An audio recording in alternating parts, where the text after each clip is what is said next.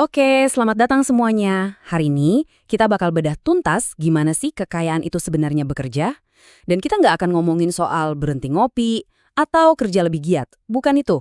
Kita akan bahas sebuah persamaan, sebuah formula yang ngejelasin gimana kekayaan itu benar-benar dibangun dari nol. Coba deh lihat angka ini. 117 miliar dolar. Itu total kekayaan Jeff Bezos. Gila kan? Angka yang bahkan susah buat kita bayangin. Rasanya tuh kayak ada jarak yang jauh banget antara dunia mereka sama realita kita sehari-hari. Dan ya, jujur aja deh, realita kita mungkin jauh banget dari itu. Mungkin Anda lagi pusing sama utang kuliah, biaya hidup yang makin naik gila-gilaan, atau lihat tabungan yang kayaknya nggak nambah-nambah. Bener-bener kayak hidup di dua planet yang beda ya kan? Perasaan ini yang banyak banget orang rasain. Merasa kayak sistemnya tuh nggak adil. Sekeras apapun kita kerja, kayaknya tetap aja stuck di situ-situ aja. Rasa frustrasi ini beneran nyata, dan Anda nggak sendirian kok. Tapi gimana kalau perasaan bahwa permainan ini curang itu sebenarnya sebuah kesalahpahaman? Gimana kalau ternyata ada rahasia di baliknya yang selama ini kita nggak tahu?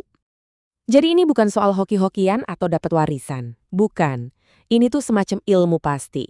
Sebuah formula, sebuah cara mikir soal uang yang benar-benar beda dari yang pernah kita pelajari di sekolah. Dan ini nih yang bikin kaget. Ada sebuah laporan dari WealthX yang ngungkapin fakta luar biasa. 68% orang super kaya yang hartanya di atas 30 juta dolar ternyata membangun semuanya dari nol. Ini langsung ngeruntuhin mitos kalau kaya raya itu cuma buat yang dapat warisan. Dan ini bukan cuma statistik loh, kita ngomongin nama-nama yang kita semua kenal. Oprah, Howard Schultz dari Starbucks, Jeff Bezos, Sarah Blakely penemu Spanx. Mereka semua mulai dari bawah. Ini ngebuktiin satu hal. Mereka tahu sesuatu yang kita nggak tahu. Mereka pakai strategi yang beda. Jadi, letak salahnya di mana? Nah, ternyata musuh utamanya bukanlah sistem di luar sana, tapi cara berpikir soal uang yang ditanamkan ke kepala kita selama ini. Ini dia nih, persamaan yang kita semua tahu. Kerja buat dapat gaji. Makin banyak jam kita kerja, makin banyak uangnya. Kedengerannya sih logis-logis aja ya. Tapi justru disinilah letak jebakan terbesarnya. Jadi, poin krusialnya tuh ini. Persamaan yang lama itu maksa kita buat menukar aset kita yang paling terbatas dan nggak bisa dibeli, yaitu waktu. Sekali waktu itu hilang, ya udah, nggak akan pernah bisa balik lagi. Coba deh kita hitung-hitung bentar. Misal gaji Anda 20 dolar per jam, kerja normal 40 jam seminggu. Tahu nggak butuh berapa lama buat dapat 1 juta dolar? Hampir 24 tahun. Dan itu hitungan kotor loh sebelum dipotong pajak, biaya hidup, dan dimakan inflasi. Jadi ya mustahil buat jadi kaya beneran dengan cara ini. Oke, kita udah tahu masalahnya di mana. Sekarang, saatnya kita bahas solusinya. Ini adalah titik di mana kita harus mengubah total cara kita memandang uang dan kekayaan. Aturan main yang pertama dari cara berpikir yang baru ini mungkin terdengar aneh. Berhentilah mengejar uang. Fokus Anda selama ini mungkin salah tempat. Tujuannya bukan cuma angka di rekening. Dan ini dia bagian keduanya, yang jadi inti dari semuanya.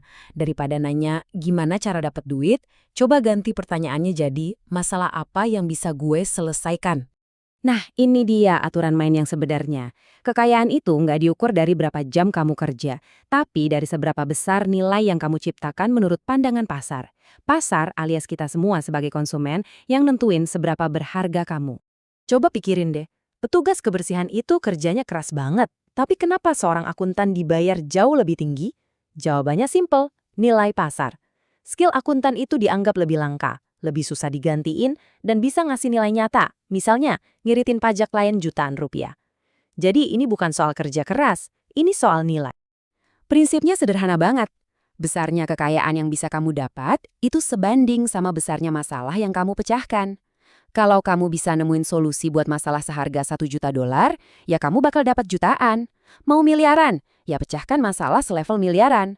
Oke, persamaannya udah dapat. Terus gimana cara prakteknya? Gimana cara nerapinnya? Nah, mari kita bedah kunci-kuncinya biar ini semua bisa jalan.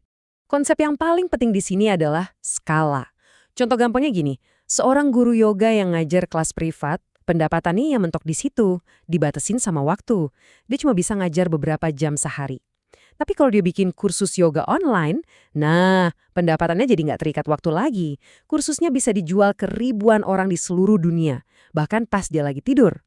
Itulah bedanya antara pekerjaan dan bisnis yang bisa diskalakan. Jadi, inilah cara membangunnya. Kamu harus bikin solusi yang nggak makan waktumu. Pakai otomatisasi, bangun sistem yang efisien. Kalau perlu, rekrut tim. Intinya, bangun sebuah mesin yang terus menghasilkan nilai bahkan saat kamu lagi nggak ada di situ. Perjalanannya tuh punya alur yang jelas. Mulai dari mana? Coba deh dengerin keluhan orang di sekitarmu. Disitulah sumber idenya. Terus, bangun solusi yang bisa menjangkau banyak orang. Lalu, bangun sistemnya, biar bisnis itu bisa jalan sendiri. Tujuannya, kebebasan. Entah itu dengan menjual bisnisnya atau menjadikannya sumber passive income. Dan pada akhirnya, kita kembali lagi ke titik awal. Tujuan akhir dari semua ini bukanlah numpuk-numpuk uang. Tujuannya adalah untuk merebut kembali aset kita yang paling berharga, waktu. Kebebasan buat ngelakuin apapun yang kamu mau, kapanpun kamu mau, tanpa perlu pusing mikirin uang. Itulah hadiah yang sebenarnya.